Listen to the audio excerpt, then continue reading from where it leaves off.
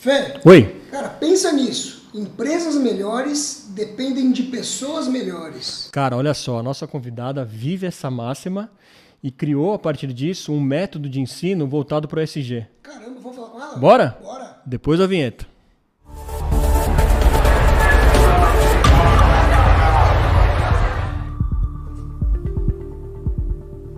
Pronto. Sejam muito bem-vindos a mais um episódio do podcast Para e Ponto. Isso mesmo, lugar onde gente e meio ambiente se encontram. E aí, Flavião? Tudo em paz? Tudo em riba?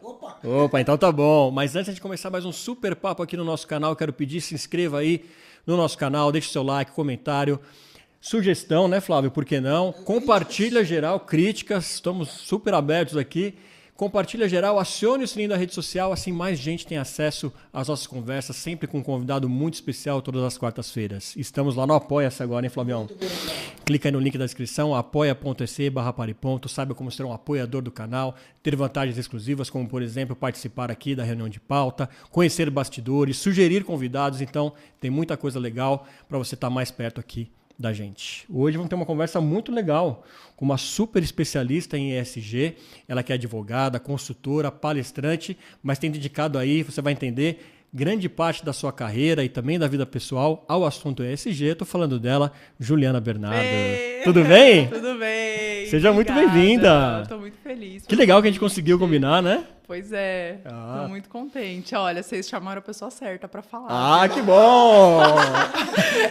Eu falo que quando as pessoas perguntam, o que você é? Faz tanta coisa, empreendedora, consultora, advogada, eu digo que eu sou a garota falante da escola que tomava bilhetinho, Sei. que conversava demais. Passava na prova aplicada, mas conversa demais. E eu trago isso até hoje. Aí. Ah, que bom. Enfim. Já senti que vai Vambora. render bastante, Flavião.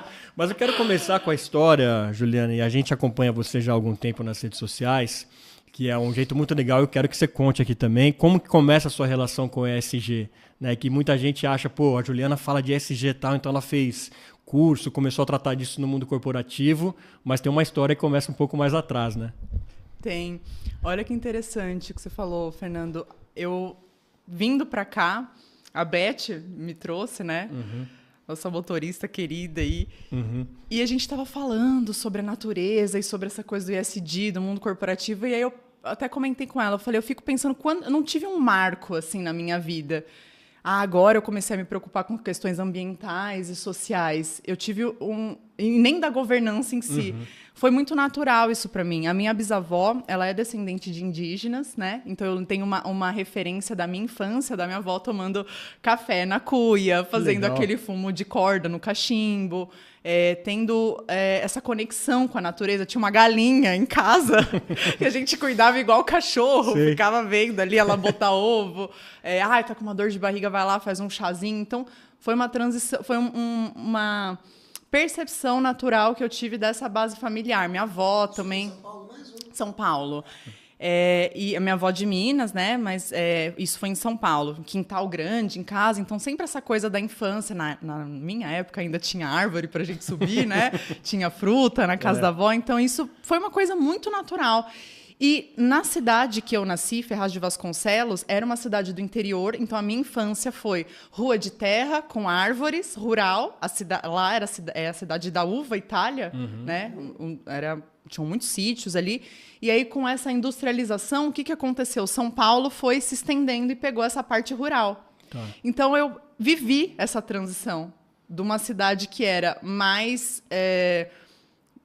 aquele sentimento de bairro, família, mais natureza, para esse crescimento do capital, para as empresas avançando, e aí, portão trancado, corta as árvores, a cidade, né? Sim, cadeado no portão, exato. Né? Eu vivi isso, então, para mim, foi muito natural, assim, da minha infância, dessa experiência, e do social, depois, por causa da minha avó, da filha dessa minha bisavó, que também, desde criança, assim, eu sempre estive envolvida com projetos sociais.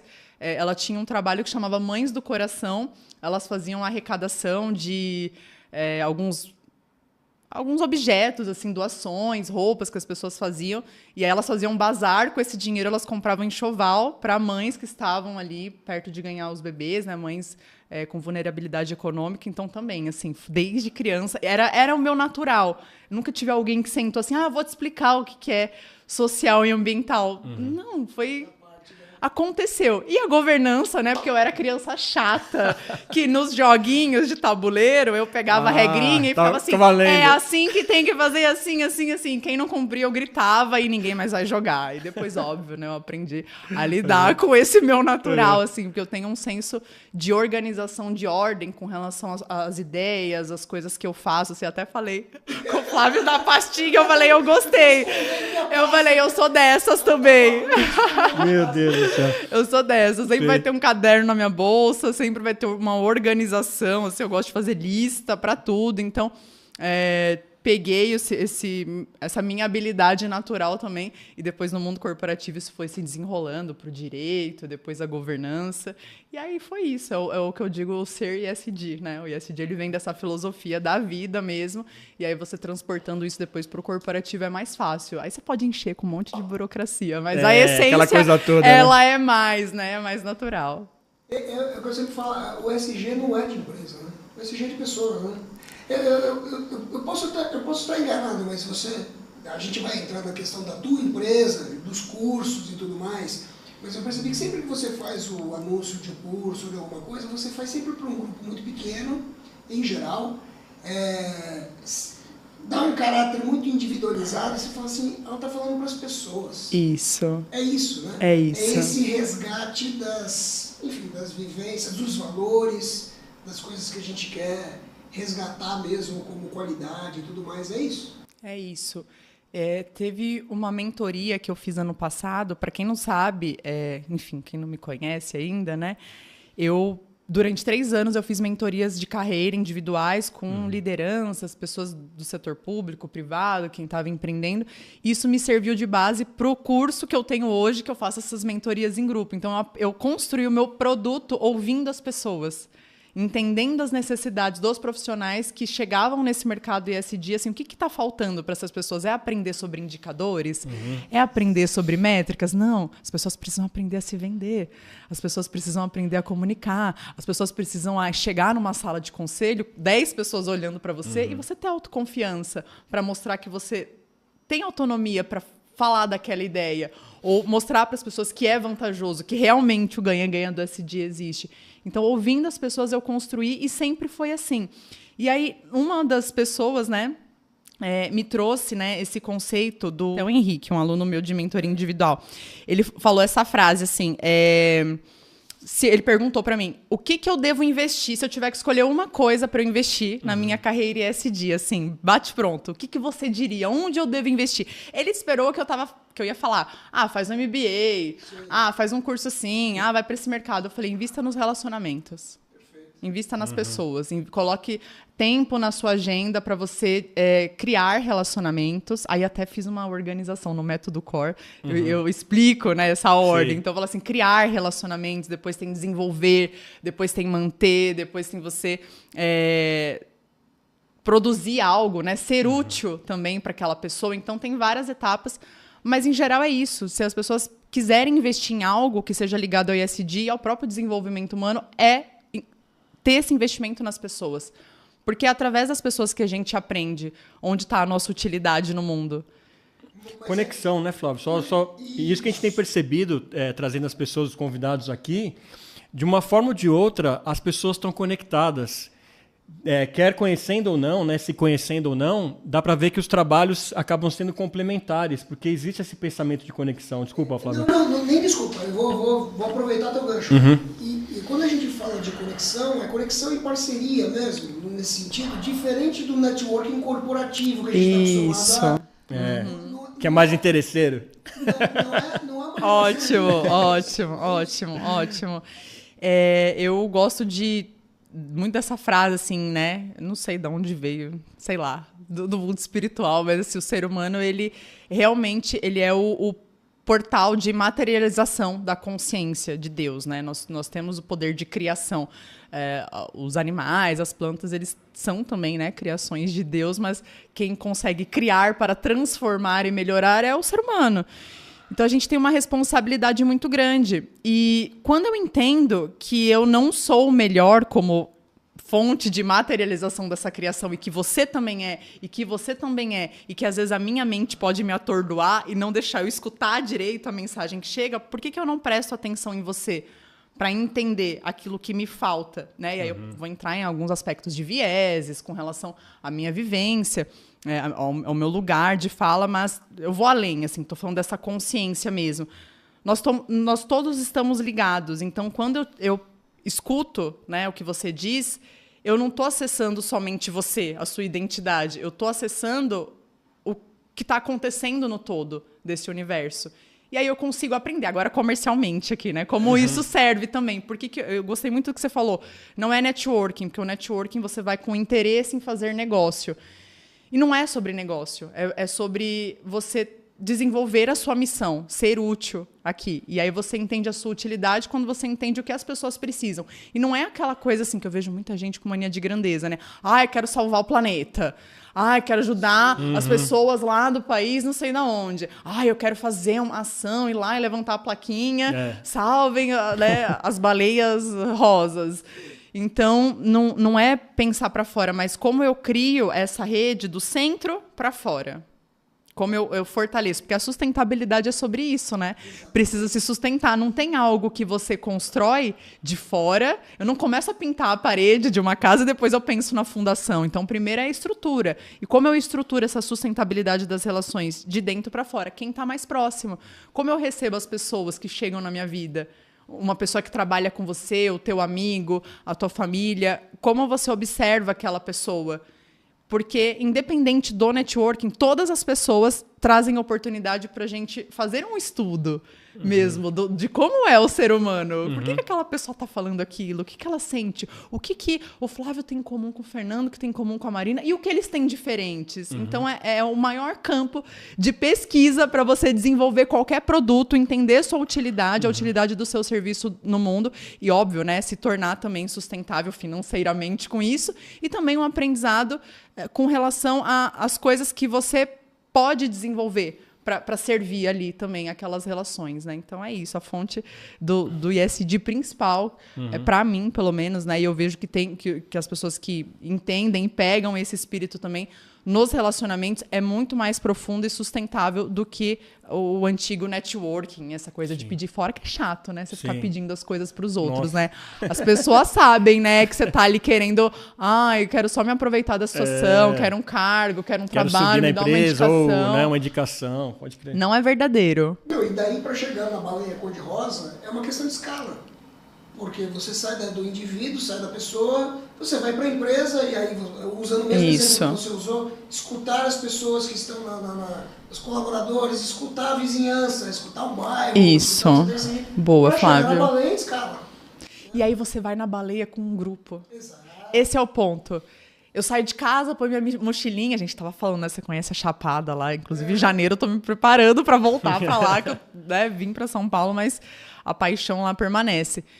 Quando você sai com a mochilinha nas costas sozinho, é você, né, para resolver essas coisas. Mas se você cria essa ponte de conexão com as pessoas próximas, essa sustentabilidade real, você não vai sozinho lá salvar a baleia ou salvar, né, uma população. Você tem um grupo.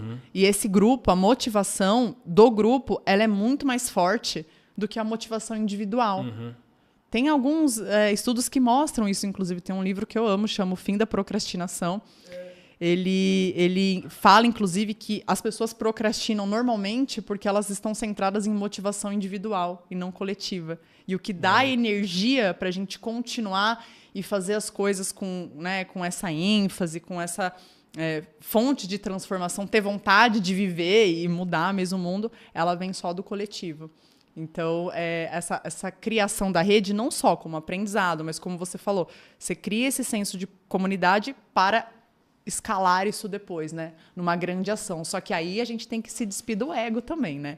Porque aí entra muito uma questão assim, as pessoas querem pensar muito ainda, né? No antigo modelo corporativo. Meu status, meu cargo, minha posição aqui. Eu tô assinando essa ação, né? Eu preciso... Não, eu que sou a pioneira no tema. Não, eu que sou o guru do ESG. Eu que sou o gênio do ESG. Não sou eu.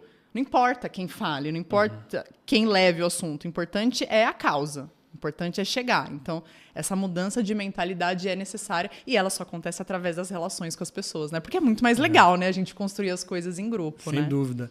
E agora, até tocando nesse assunto, né, de tratar dessa complexidade, de tratar o tema no mundo corporativo, que é um mundo, digamos assim, um pouco mais ganancioso, né, que está interessado, tem um departamento financeiro que fica no pé e tudo mais. Que pra gente aqui que já está entendendo isso como missão, né, que tá à frente carregando essa bandeira do ESG, é um pouco mais simples entender isso como missão. Como que a gente começa a engajar, então, um ambiente corporativo que a gente sabe que depende de meta, depende de resultado, vender produto? Como que a gente começa a transitar dentro de uma empresa para engajar líderes e funcionários nessa agenda, Juliana? Eu fui já fazendo um spoiler com a Beth, né, no carro. Vocês imaginam, né, que a gente já estava falando sobre isso. Eu vou falar da minha estratégia aqui, tá? Bora! É isso. Eu vejo duas formas de trabalho. 3, na verdade. Com quem está na cadeira, quem toma as decisões, imagina, eu convido você para ir lá em casa. Tá. Vamos jogar videogame, vamos tomar cerveja, vai lá, Fernando e Flávio. Tá. Eu dou as melhores cadeiras para vocês sentarem. Por que vocês vão sair daquelas cadeiras se elas estão bem confortáveis para vocês? Não tem porquê, sabe? Então, as pessoas que tomam decisões hoje nas empresas, elas estão no melhor lugar. Então, não há porquê elas naturalmente quererem uma transformação para elas perderem privilégios. Estou falando de um grupo. Eu tenho outro grupo que, mesmo com a cadeira confortável, aí eu estou falando de um refinamento espiritual, de alma, né? Que mesmo na cadeira confortável, a pessoa vai ceder aquele lugar. Porque ela entende que, assim, eu quero fazer as pessoas também usufruírem disso. A vida é compartilhar, mas também se eu for esperar todas as lideranças terem esse refinamento espiritual e essa motivação real em transformar, eu vou esperar muito. Então vamos lá, 2 grupos de lideranças. Esses que vêm já com essa transformação espiritual e querem ceder os lugares e querem fazer legal. Aí o trabalho vai, que é uma beleza. É um mundo ideal. Porque a liderança patrocinando a ideia, trazendo isso culturalmente, assim, é incrível. É o mundo dos sonhos para quem gosta de atuar com ESG em qualquer âmbito. E aí essa turma que não quer fazer isso espiritualmente, quer fazer por causa do dinheiro, né, do business, eu ofereço o que eles querem. Eu mostro, coloco na mesa que eles vão ter reputação e dinheiro.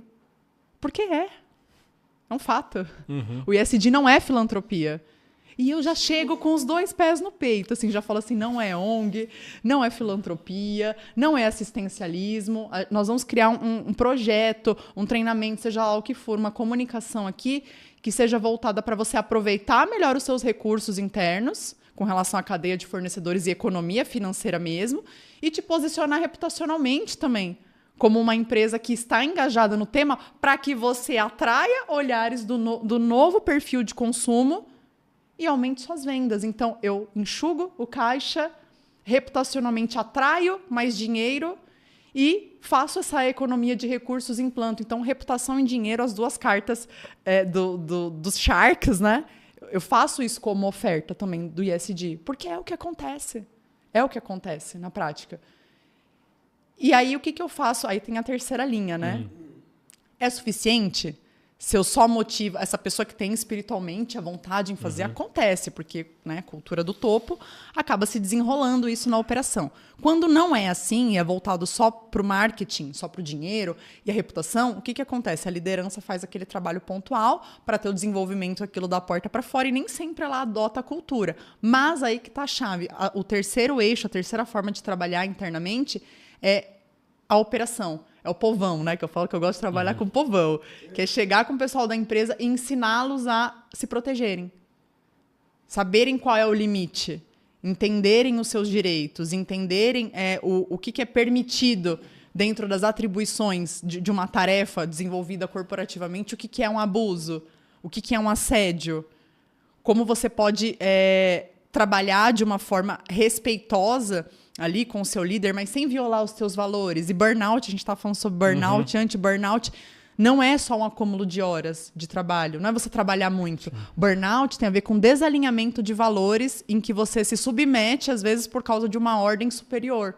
Porque aquilo fere o teu espírito. Então, essa terceira linha de atuação, que aí são nos treinamentos, nas palestras, com a operação mesmo, né, com as lideranças que não são da alta direção, eu aculturo. Aí é educação. Assim, vamos criar essa força da massa para vocês se protegerem a si mesmos, protegerem uns aos outros para que a gente eleve essa régua. Se a mudança não vier do topo, que a base seja forte para a gente fazer isso subir. Não tem como escapar, hein? Você viu, né, Flávio? É um jogo de xadrez aqui, né? Fazendo uma análise das vertentes que você colocou, com exceção da última, que é uma questão de perfumaria total, né, que é a questão do marketing. Eu quero fazer para aparecer bem na frente, mas me parece que isso não tem futuro, que isso não... a única forma de fato acontecer claro, genuinamente, a empresa ou as pessoas que estão dentro da empresa, fundamentalmente a governança, se abrir e falar assim, ok, eu entendo, eu resgatei, eu lembro da minha avó, eu lembro dos meus... Eu quero resgatar isso de alguma forma para transformar isso tudo que está acontecendo agora. Ou aquela pessoa que fala assim, olha, eu não sei onde isso vai chegar, mas eu percebi que tem algum valor nessa história toda, eu estou aberta a descobrir o que é. Se não for dessa forma, você tem uma frase no site da tua empresa, que as empresas melhores dependem de pessoas melhores. Então, eu posso não saber como eu vou melhorar, mas eu estou aberto às melhorias, às possibilidades. Se não for dessa forma, não tem como, não é isso? Porque você acaba... e é um movimento que eu tenho visto acontecer de um esvaziamento até da sigla com relação à forma que as empresas têm tratado. O importante é ter essa mentalidade de crescimento. Não ser extremista. Eu vejo algumas empresas, às vezes, que pensam assim, não tenho nada ESG aqui, isso é muito difícil, é muito caro, se fecham. Aí eu pergunto, você tem ação trabalhista? Você violou direitos humanos? Não. Então você é mais do que muitas empresas listadas na bolsa. Aí a pessoa já fica, sério? Sim. O que vale mais, né? A empresa que tem milhões ali investidos ou boa vontade das pessoas que estão liderando? Então, isso é interessante, né? Trazer as pessoas mais para esse pensamento da transformação, da evolução constante. Ninguém nenhuma empresa é tão ruim ou tão excelente. A gente tem nuances disso, né? Então, poder adequar isso a partir dessa transformação das pessoas é o caminho fundamental, de fato. Assim, a mentalidade de crescimento é o maior incentivador disso. Mas, só para reforçar aqui, Aristóteles ele fala muito, né? Ele briga com Kant aí, que Kant acha que a gente tem que ter vontade mesmo em fazer um bem. E Aristóteles, eu sou mais do time dele. Assim, tem que ter vontade, mas se não tiver, assim, se comporta assim. Só se comporta, mesmo que seja de mentirinha, porque aí se você se comporta assim, mesmo sendo de mentirinha, você cria um cenário de aculturamento, de uma elevação daquela régua ética, para que as pessoas que estão no entorno observem aquilo e reproduzam, façam aquilo em cópia. E para que a pessoa que faça aquilo mal intencionada, por que eu vendo para a pessoa que quer só fazer o marketing? Por que eu vendo para a pessoa que quer só dinheiro? Porque é um treino. Quando a gente vai correr ou vai fazer alguma coisa assim que não estou com vontade, você começa a fazer aquilo, em algum momento você gosta, porque é a prática. Então a pessoa pode querer pelos motivos errados, mas com o tempo ela vai tendo um retorno, os funcionários falam, isso foi legal, a cultura melhorou, ela começa a ver uma melhora ali no controle, né, dos fornecedores, do caixa, na reputação, se sente melhor espiritualmente, ela quer mais daquilo. Então, o treino. O desenvolvimento humano é treino. Perfeito. E agora, tocando num assunto que é muito brasileiro, né, muito local nosso aqui, muita gente fala que seria, para usar um termo que o Flávio falou aqui, perfumaria a gente tratar de ESG num país que ainda tem muita desigualdade social, né, muitas pessoas que sofrem, mas a gente também entende aqui, a gente tem conversado sobre isso, né, Flávio, que o ESG também faz parte desse social e precisa ter esse olhar também para as pessoas que têm mais necessidades, que, enfim, infelizmente a maioria aqui no nosso país. Como que você enxerga isso e se dá para as empresas começarem também a participar disso e não olhar só para o ESG, para uma coisa para dentro em benefício de si própria, né? Como que está caminhando isso e se o Brasil, por ter essa particularidade, deveria olhar mais para o social? Tá, eu acho que é importante entender assim, esse contexto do social. Eu, particularmente, não acredito num social que aconteça fora sem antes acontecer dentro. Porque no mundo capitalista, a instituição que regula o nosso comportamento é a empresa. Né? Tem um autor que eu sou muito fã dele, é o Newton de Luca. Tem um livro que fala da ética geral, a ética empresarial.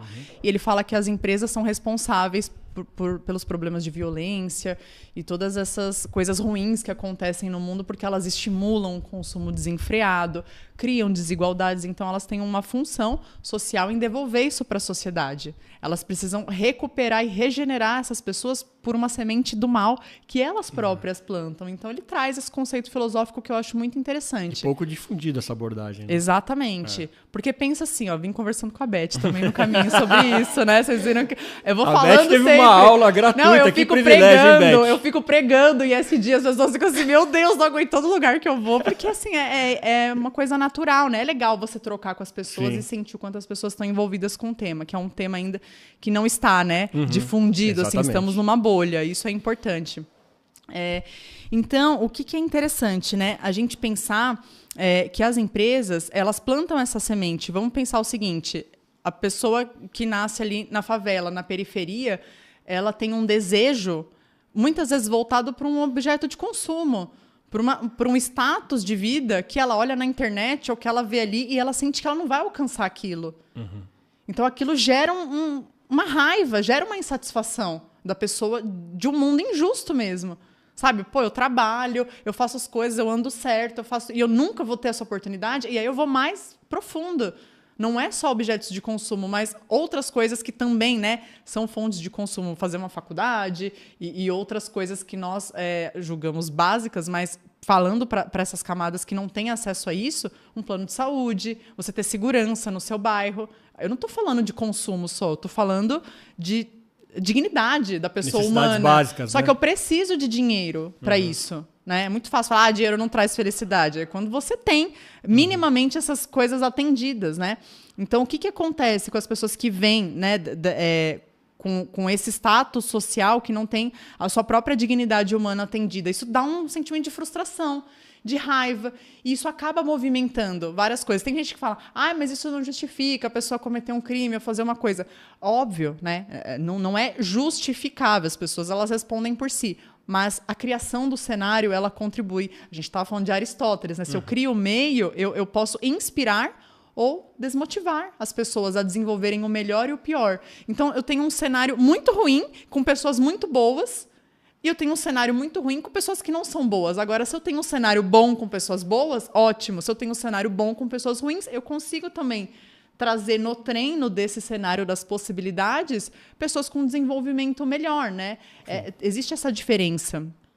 Então, o que é importante? As empresas, como instituição, existem várias instituições. Então, a gente tem igreja, que é um tipo de instituição também religiosa, hoje está enfraquecida. Família é uma instituição também. Os modelos familiares, não vou entrar no mérito se é bom ou ruim, né? Para não tomar partido de nada. Mas não é uma instituição forte como era há 30, 40 anos. A gente tem um outro conceito hoje de família. A gente tem as escolas, que também estão enfraquecidas, principalmente escolas públicas, ensino de base, e a gente tem as empresas. Se eu tenho essas 3 instituições base enfraquecidas e a empresa como a instituição que é a mais forte hoje, quem é responsável por essa transformação social que a gente vê no mundo? São as empresas. Elas vão ter que assumir a bucha. Na verdade, são 4, né? Governo também, esqueci do governo. Que também, né? Não vamos nem comentar aqui, né? O apoio do governo com relação a essas políticas públicas, que é sempre muito voltado para um assistencialismo sem construção a longo prazo. Sim.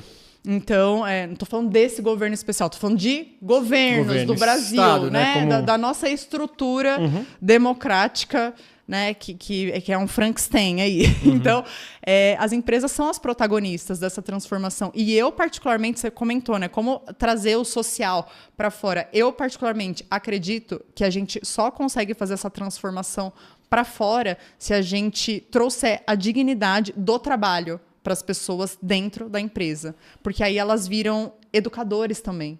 Nas suas cidades, nos seus bairros, nas suas unidades familiares, nas suas unidades religiosas, educacionais, elas vão aprender na empresa que a régua ética, que a forma de cultura que a empresa exige que ela se comporte é muito melhor do que a que ela vem de outras instituições. Então, ela vira uma multiplicadora daquilo. Então, é do centro para fora também. E aí, obviamente, a repercussão disso acaba naturalmente sendo esse desenvolvimento, né? Melhor do que eu pegar, vou fazer uma ação lá na periferia. Eu posso falar porque eu vim da periferia, eu nasci em Ferraz de Vasconcelos e eu vejo que existe muito uma coisa assim, vamos ajudar as pessoas da periferia. Gente, não é ajuda. A gente quer, assim, qual que é o sentimento, né, quando a gente está ali vivendo aquela realidade? Eu quero só ter espaço para ter o meu dinheiro, para ter o meu trabalho, para estudar, para me desenvolver. Eu quero oportunidades, eu quero as mesmas oportunidades. É só isso, para poder trabalhar. Fazer parte da sociedade, que muitas vezes é tirado da pessoa essa oportunidade, né? Exato. Então é isso. Se as empresas atuam com essa oportunidade, que no próprio corpo profissional ali tem pessoas de várias classes sociais. As empresas falam muito de uma questão de gênero, de raça, do capacitismo.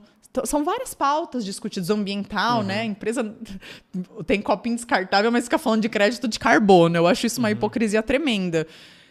Mas pouco se fala dessa questão do ISD voltado para a desigualdade social, que eu particularmente vejo hoje como o maior problema que a gente tem a enfrentar com relação ao aspecto social. Como as empresas vão criar melhores possibilidades de trabalho para que as pessoas se tornem economicamente sustentáveis. Esse é o ponto. Muitos lugares tem até preconceito, né, Juliana? Eu cheguei a presenciar empresas que deixavam de contratar a pessoa porque via no endereço lá que ela era da periferia. E falar, puta, a pessoa vai ter que pegar 3 ônibus para chegar aqui, vai atrasar sempre, melhor não contratar. Eu passei por isso. Na época, quando eu morava em Ferraz de Vasconcelos, tinha um namoradinho que ele falou assim, coloca o endereço da minha casa. Ele morava aqui em São Paulo já. Aqui, a gente está em Cotia aqui, né? Mas morava em São Paulo. E ele falou assim, põe da minha casa. Deu, sei lá, uns 4 ou 5 dias me chamaram.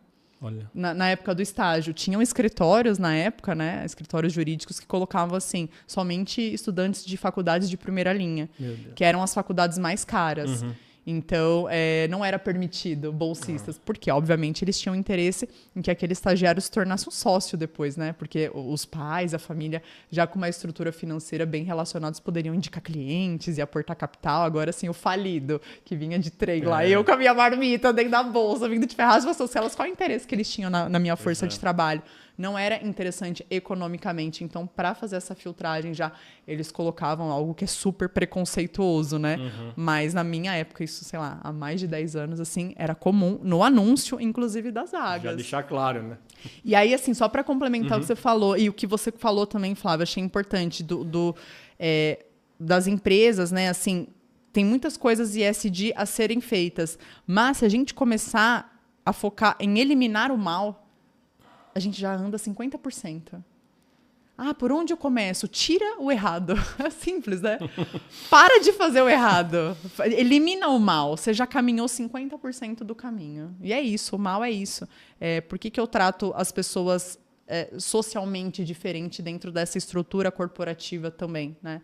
Ampliando esse olhar para dentro, a gente consegue educar as pessoas para que elas próprias se desenvolvam e levem isso para fora. Não é a empresa juntar lá, vou fazer uma ação lá naquela comunidade. Não, isso está ultrapassado, sabe? Não é assim. É como eu preparo os meus profissionais para eles serem sustentáveis financeiramente, para que eles estruturem suas famílias financeiramente, para que os filhos possam fazer escolhas, para que a cidade depois possa se espelhar. Não, trabalhar é legal.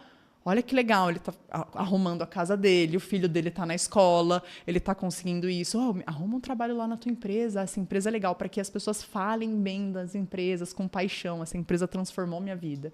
É isso que está faltando. Muito bom. O que você está falando tem uma coisa importante, que é a percepção.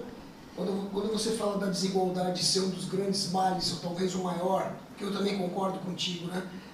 É a percepção do seguinte, é investir menos tempo, e isso vale tanto para pessoas muito bem-sucedidas do ponto de vista financeiro, como as empresas grandes e tudo mais, em investir em coisas que provocam cada vez mais o aumento da desigualdade e o isolamento, que é aquela história. A pessoa, ao invés de trabalhar socialmente com as pessoas que estão ao seu redor, ela vai blindo o carro. Isso. Ela fecha cada vez mais para o problema. Isso. E não percebe que, apesar de ser uma solução de curto prazo, não percebe que isso só aumenta de vez e vai tornar a situação mais insustentável no futuro próximo. Agora, eu só fiz esse plano para dizer o seguinte. No final das contas, ouvindo você falar, invariavelmente a gente passa por uma questão de educação, e a educação é assunto recorrente, né? É solução recorrente para tudo. Então a gente fala de conhecer o problema, de estudar o problema, de educar as pessoas, de dar oportunidade das pessoas se educarem, mas isso leva tempo. Não só para implantar, porque também se a gente estivesse falando de vamos todo mundo começar agora, né? Governo, igreja, sociedade, empresa, todo mundo começasse agora, a gente assim demoraria um grande tempo. Sim. Como é que você como tem esses conceitos muito bem consolidados, é perceptível isso, como é que você trabalha até dentro de si essa eco-ansiedade, que virou inclusive um termo do momento, né? Essa questão da solução de longo prazo e da urgência. Porque a gente vê isso acontecendo, tem gente morrendo de fome hoje, tem gente passando necessidade hoje. Né? Claro que as empresas não vão resolver todos os problemas, mas como é que a gente trabalha socialmente falando essa questão da urgência e o tempo necessário que a gente tem para resolver as questões? Tá, vale para as empresas, mas começa com nós, né? Começa com o ser humano. O próprio Larry Fink, que é o pai do ESG, né? O cara da carta fatídica, e que agora ele nem usa mais o termo, né? Ficou tão esvaziado. Isso. Maior gestora de ativos do mundo, e que, inclusive, a maior parte do capital é de fundos de pensão, e ele já disse que não tem dinheiro para pagar essa galera que vai aposentar. Então, a gente tem uma bomba a longo prazo para, né, nos preocuparmos. Ele traz muito esse conceito, e isso é um problema muito grande, assim, que eu vejo que nós enfrentamos, e as gerações mais jovens mais ainda, de ter esse pensamento imediatista. Eu quero tudo para agora. Eu não espero as coisas acontecerem. As pessoas não sabem mais esperar o tempo das coisas e ficam focando muito no resultado de curto prazo, e quando aquilo não vem, se frustram e depois procrastinam. Porque, por que eu vou fazer isso se não tem resultado? Então, o que nós estamos passando hoje é a conta chegando dessa mentalidade de muitos anos que foi feita assim. Eu preciso de um recurso natural, eu vou lá e tiro, beleza. Não vou pensar. Mas daqui a terceira geração, não vou... Tá nem vivo? O que eu vou pensar se vai ter água lá? O que eu vou pensar? Vou lá extrair o minério. Que vai deixar buraco lá e vai matar os animais? Isso não vai acabar. Depois resolve, né? Depois ou a tecnologia resolve depois. Lixo. Que a gente falou disso, né, Flávia? Pois é. Vocês lembram no Rio Tietê, assim, gente, meu coração dói, assim, quando eu passo ali no Rio Tietê e eu me conecto com aquilo. Eu morei quase 3 anos na Chapada, então, assim, aquilo é um rio. Aquilo é um rio, gente. Eu não consigo entender como as pessoas passam ali, pegam um trânsito e ficam ali e não sofrem. Paisagem, né? É um rio, gente. É um rio gigantesco que atravessa São Paulo inteiro. E aquilo ali está destruído. Na época ali, anos 90, né? Aquela época trágica ali, né? De consumo no ápice, e muitas empresas aportando capital estrangeiro, um crescimento econômico, globalização, tudo. Eu lembro dessa época da minha infância de ver notícias, as pessoas jogavam sofá no Rio Tietê. Assim, era uma coisa assim, muito triste, né? Uma desconexão total. Então, hoje nós estamos pagando essa conta. E é uma conta alta, é uma dívida alta. E essa mentalidade é a chave das mudanças que nós precisamos para a nossa vida e para as empresas também. Pensar a longo prazo. Não é pensar para mim. E eu não digo para mim assim, vou fazer para o outro, para minha vizinhança. Ou vou fazer porque eu vou ajudar o outro agora, para eu receber agora os aplausos de que eu sou a salvadora e estou ajudando. Não é isso. Mas assim, eu vou fazer para o outro que eu não estarei aqui para ver o outro receber isso. É esse outro que eu estou falando. É depois. São outras gerações. E por que a gente não faz isso? Porque nós estamos centrados no ego. Até o ajudar o outro no presente é muito ligado a um benefício próprio, porque eu estou ajudando, eu estou salvando, eu estou recebendo aqui, né? Agora, fazer algo que ninguém que vai usufruir disso estará aqui para te aplaudir, te dar parabéns, ou você subir num palco e ganhar um prêmio, aí que está o mais difícil, aí que está a desconstrução da gente sair da identidade, né, daquilo que nos prende no ego, e a gente se ligar na consciência, que é esse processo evolutivo total que os seres humanos precisam passar, né? O que eu estou abrindo aqui, construindo, para que outras gerações possam se desenvolver dentro dessa mudança que eu trago aqui para a humanidade. Mas aí é uma mudança de mentalidade que requer muito treino. Não é à toa que muita gente tem atravessado aí burnout, né? Nós até falamos sobre isso. Compartilhamos disso. Exato. E esse esgotamento mental, porque eu sinto que há uma falta de espaço para vazio na nossa mente. Muitas informações, muita velocidade, muito rápido. E Deus só consegue falar com a gente, ou consciência, eu superior, chamem do que quiserem, só consegue acessar a nossa mente se nós dermos o espaço. E esse espaço, ele pode vir na oração, ele pode vir na música, ele pode vir no silêncio, numa meditação. Então, também acho que é a habilidade. A gente pode treinar ferramentas para criar mais espaços vazios, para que a gente aprenda a respeitar os espaços vazios, para que a gente aprenda a respeitar o tempo e o processo das coisas. E, obviamente, a natureza também é uma outra professora, né, disso, assim, o tempo das coisas florescerem, o tempo das coisas se transformarem também, é o único caminho possível para que a gente mantenha essa percepção, tirando a identidade, olhando a longo prazo, e as empresas também façam, né, essa mudança internamente também. Não é para quem está aqui hoje, mas o que eu estou fazendo para durar, para ficar num mundo que é rápido, inconstante, volátil, eu quero durar. Então, essa é a chave do ESG. Não é, vou atrair investidores, dinheiro, ficar. Isso aí a gente fala para vender, né, para os executivos acharem que é legal agora. Mas a grande chave é como o mundo super inconstante, eu consigo fazer algo se sustentar. Só com fundações. E a maior fundação que nós podemos construir é o nosso ser. É a nossa essência mesmo, de alma, os nossos valores, a nossa conexão, aquilo que dá a riqueza da vida de verdade.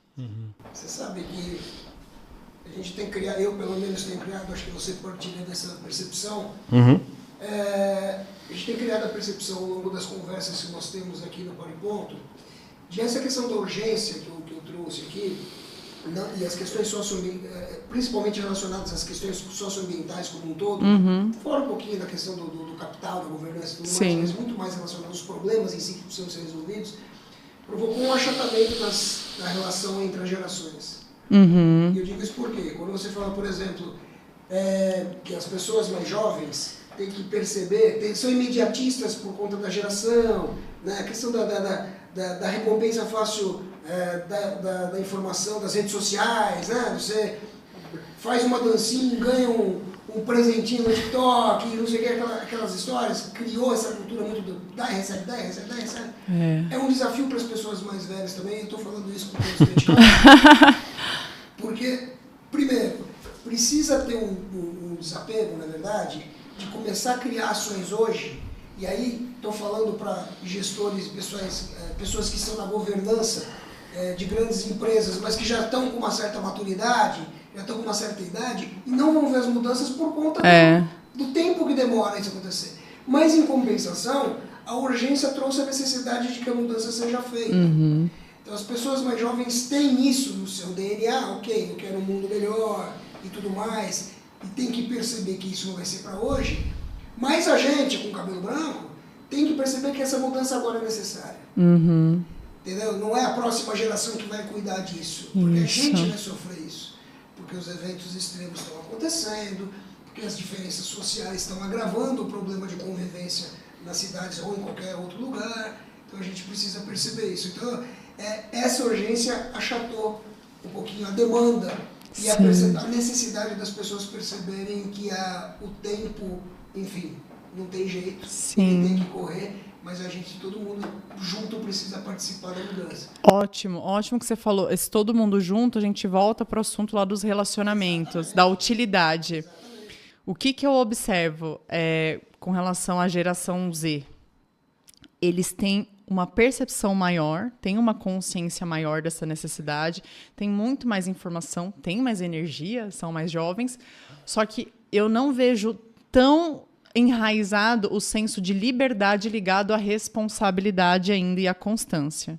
Então, Tem as coisas positivas e tem as que faltam completar. Sempre. Aí vamos subindo as gerações. Nós passamos no meio disso, né? Aquele momento, tem que arrumar um emprego, trabalhar, não reclama, é isso, e vai para a escola e não pode faltar, e a vida é isso, aquela escada, aquela linha.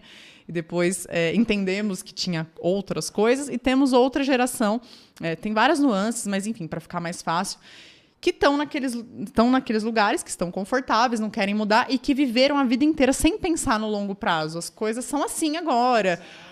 Ficar pensando, tem que cuidar da minha família, das minhas coisas, trabalho, dinheiro, não abrem muito para isso.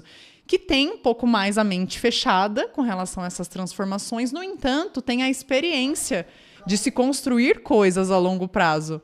Então, de que forma a gente pode fazer esse jogo? Né? O que eu tenho... do ponto que eu tô para cima e para baixo, ali, os mais jovens e os mais velhos. O que eu posso oferecer por ser a fase que passou, né, a juventude com a internet de escada, a gente viu a internet nascer, né? E hoje tudo isso, então nós somos essa geração do meio. Então o que eu posso oferecer para a galera que chega hoje na internet? Eu falo, né? Me respeita. Quando você... tá louco? Sou da época de comunidade no Orkut. Exatamente. Tinha comunidade de 5 mil. Rapaz. Sou da época do ICQ. Eu pesquisava no Yahoo. Exato. Tá doido? Ficava 12 horas para baixar uma música. Dormia, acordava, tinha baixado 2 músicas. Esperava dar meia-noite que ficava mais barato. Era um pulso só, né? Exatamente. Então, a gente participou de uma... Eu sou da Barça, gente. Mas eu também peguei, Eu também peguei a Barça. Copiando Barça na biblioteca. Do vendedor de enciclopédia no portão, lembra? Aí assinavam os cheques. Tinha o círculo do livro, cara. O rapaz todo mês ia buscar o cheque da Barça, né? Comprava aquelas enciclopédias. Eu lembro daquela cena, meu pai assinando cheque. Então, nós pegamos essa fase, essa transição. E qual foi, né, o aprendizado que nós tivemos dessa transformação, dessa revolução? O que nós podemos oferecer para quem chega na internet agora? O que foi bom para a gente, o que não foi? O que nós podemos oferecer para quem está já, né, com outra mentalidade, as gerações anteriores? E eles também um com os outros, né? Pegar a energia dos mais jovens, a experiência dos mais velhos. E eu vejo que essa bomba é nossa. Tá? Essa bomba é nossa, do meio, assim, que a gente tá no meio da ponte. Que é a força de trabalho, né? É a força produtiva. Nós temos hoje uma posição, um lugar hoje, né? Para comunicar, para falar. Temos uma estrutura que nós podemos trazer as nossas experiências também, influência com as nossas relações, como vocês estão fazendo aqui com o canal de comunicação. Então, essa é a nossa missão. Eu vejo que essa missão é nossa, assim, dar possibilidades para as gerações se comunicarem melhor. Conexões. Conexões. A primeira delas que você precisa fazer, então, se você ainda não faz, é seguir a Juliana, que é o primeiro passo para isso, né, Flávia? Siga, compartilhe, dê um like. Exatamente. Comente, faça aquelas coisas todas lá que precisam ser feitas, né, para poder engajar. Porque aí as pessoas falam muito assim, mas na internet só tem porcaria. Aí você aprofunda Onde você tá indo, né? em alguns temas, você traz uma conversa dessa, a gente traz estudos, traz temas, e as pessoas que às vezes estão ali te acompanhando, né, não tem interesse, aí estão indo para as coisas mais superficiais. Então, nós fazemos a nossa rede. Lembre-se disso. Então, toda vez que alguém fala assim, mas só tem coisa que não presta, assim, então, olha o seu algoritmo aí, exatamente, né? Olha as suas buscas, olha os seus interesses, a sua rede de relacionamentos, os ambientes que você tem circulado aí, porque a rede é isso, né? A rede ela é do centro para fora. Então, se existe uma rede ruim, esse centro ele está conectando coisas que não são tão legais. Então, focar na gente, esse é o primeiro caminho. Muito bom. E sempre é um momento de você trazer coisas novas para a rede e tirar coisas da rede. Exato, exatamente. Exatamente. A rede não é fixa. Exatamente. Muito bem. É viva. É viva. Muito bom, Flávio. Muito bom, muito bom. Juliana, amamos o papo. Bom. Ficaríamos por já muitas acabou, horas aqui. gente. Pois é, passa Não, muito foi muito rápido. rápido. Mas é bom que a gente faz a versão 2, a versão 3, várias versões aí ao longo do Pode tempo. fazer lá na Chapada, hein, a 2. Pode ser, um especial, né? Não é? Um cafezinho. Vamos lá no Seu Augusto, vamos lá ver. O Seu Augusto é o criador de cachoeiras, né? Ele recupera nascentes, tem nascentes lá que ele recuperou e viraram cachoeiras. Simplesmente, a coisa mais simples. Ele cerca, não deixa os animais ali passarem, vai cuidando, e aquela nascente, a própria natureza se encarrega em fazer a cura daquilo. E aquela nascente vira um rio e vira uma cachoeira e é incrível. Sou suspeita para falar. Mas quando for lá, gente, vamos lá conhecer seu Augusto. Como ainda não vocês fui, vão entender. já estão os dois contratados como meus guias. Claro. Né? Vão me mostrar tudo por lá. O que mais tem lá é amigo pra gente ficar na casa. A gente então dá um jeito. Então, beleza. Juliana, então pra quem ainda não te segue, me passa as suas redes sociais aí. A gente vai deixar também na descrição, mas fala aí qual que é o seu arroba no Instagram, no LinkedIn. Me fala onde você tá, o site também da sua empresa. Eu não preciso olhar ali, não. Não, né? A câmera vai pegar, falar à vontade. No Instagram, tá? @Juliana_Bernardo. E no LinkedIn, se você jogar lá Juliana Bernardo ESG, vai aparecer. Vai aparecer. Joga lá na pesquisa, Juliana Bernardo ESG, porque o LinkedIn tem uns links diferentes. Tem. Mas de toda forma, depois, se vocês quiserem colocar os links aqui no canal também, fiquem à vontade. Eu tenho um canal também no YouTube, não sou muito ativa. Oba! Né? Mais conteúdo pra gente consumir. Eu não sou muito ativa porque... enfim, vocês sabem, né? A produção de conteúdo às vezes acaba demandando muito, então já são muitas frentes. Mas eu fiz alguns vídeos, assim, que foram bem interessantes, as pessoas curtiram muito, que é mais câmera direta, assim, eu falando, né, das minhas experiências, que chama ISD Sem Filtro. Então também joguem no YouTube, tem alguns vídeos legais, as pessoas falam, o que eu preciso para ter uma carreira ISD de sucesso? Devo ou não fazer esse curso? O que é esse tal de ISD aí, Larfin e tal? Tem alguns videozinhos lá que dão já esse primeiro caminho das pedras aí, antes de você querer fazer um desenvolvimento maior, mas para dar essa direção básica nesse canal também tem informações. Mas é isso aí, tem o site da Core também, minha empresa, né? Então lá tem toda a parte mais séria ali, né? As empresas que eu atuo, todo o histórico, enfim, e as informações mais corporativas também. Então entrem lá, www.core.com.br. Core, vocês sabem Não, eu ia te perguntar fundamento isso agora. então, as pessoas ficam, o que é, né? Acho que você já sacou qual é. Core, eu gosto muito quando a gente fala core, né, vem do coração, uma coisa que é da alma, de profundidade, né, do core mesmo. E core, que é a fração de quórum, né, que é o número mínimo que nós temos dentro, é uma expressão de governança que nós usamos para iniciar uma reunião ou ter uma deliberação. Então a gente sempre fala assim, temos um quórum porque ninguém decide sozinho, né? Você não consegue fazer algo sozinho. Bom. Então a minha empresa ela existe hoje para servir outras empresas, né? Eu só existo por causa dos clientes, dos alunos e das pessoas que eu atendo e que a minha empresa hoje é útil. Que legal. Então é isso, é o espírito ISD. Por Muito isso bem. é core. As empresas melhores dependem de pessoas melhores, a Core deve ser sensacional. Pois é. Eu sou suspeita Né? para falar. Os meus clientes, os meus legal. parceiros, as pessoas que eu já fiz trabalho, assim, individualmente ou com empresas, realmente eu digo que eles fizeram a Core. Foi desse aprendizado, dessas oportunidades, dessas trocas, como vocês também aqui, né, têm me dado esse momento tão incrível. E é isso, é a construção, né? Nós somos a construção de todas as pessoas que passam a nossa vida e não pode ser diferente com as nossas empresas, com a nossa missão profissional. A nossa carreira é a construção de todas as pessoas, de todas as empresas que passam e como a gente absorve e devolve isso também para o mundo, né? Gente, quanta inspiração. E ó, para facilitar a vida de vocês, a gente vai deixar todos esses links que ela falou, tá tudo aí na descrição, é só clicar e se inspirar ainda mais. E aproveita e compartilha para todo mundo esse episódio, que foi muito bom e mais gente merece essa aula que a gente teve. Uma aula não só técnica, mas também de muita inspiração. Muito obrigado, viu, Juliana? Obrigada, Fernando. Obrigada, Flávio. Estou muito feliz de estar aqui e acredito que é mais uma conexão importante aí para a gente conseguir levar essa mensagem para todos os públicos, para que as pessoas se conscientizem do quanto é simples. Né? Não precisa de dinheiro, não precisa de uma grande estrutura, a gente precisa de boa vontade. Mais gente fazendo, mão na massa, trabalhando mesmo e menos burocracia. É isso aí. Conta com a gente e vocês também contem com a gente sempre aqui no Para e Ponto, certo, Flavião?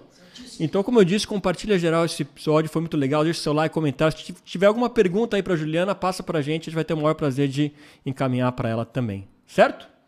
Então tá bom. Então eu sou o Fernando Tuller. Eu sou o Flávio Feliz. Esse foi mais um Para e Ponto. A gente se vê no próximo. Até lá. Uhul! Adorei! Adorei, muito bom!